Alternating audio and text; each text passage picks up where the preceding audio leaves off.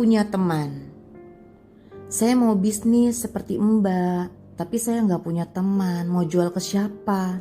Gimana dong? Justru itu Mbak, bisnis dulu baru punya banyak teman. Banyak sekali. Sejujurnya, adakah orang yang benar-benar tidak punya teman?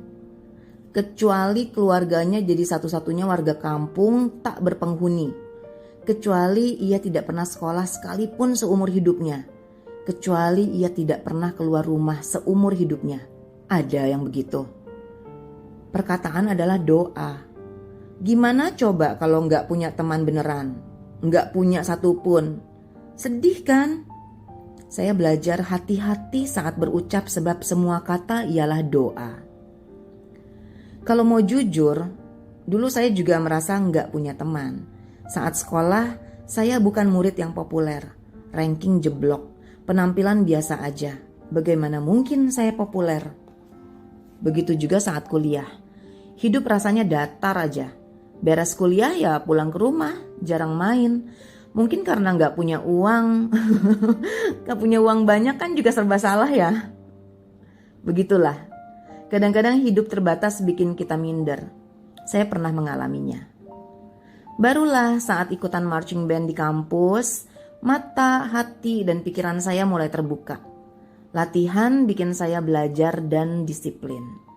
Kalau disiplin, bisa tampil bagus. Kalau sudah tampil bagus, ada rasa bangga. Mulai deh pede. Tanpa sadar, hal itu membangun rasa percaya diri. Kalau nggak ikutan komunitas itu, saya juga nggak yakin sih apakah saya bisa pede atau enggak di hari ini. Setelah lulus kuliah, saya bekerja. Waktu pun terbatas. Sepulang kerja, saya langsung ke rumah. Karena keterbatasan itu, saya mulai mengenal teman-teman baru di dunia maya. Sebagai sekretaris, saya butuh banyak info.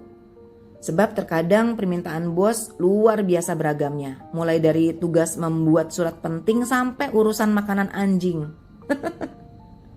Makanya saya gabung dengan beberapa grup mailing list saat itu. Sebelum ada era Friendster yang kemudian berganti dengan Facebook, milis itulah yang kondang.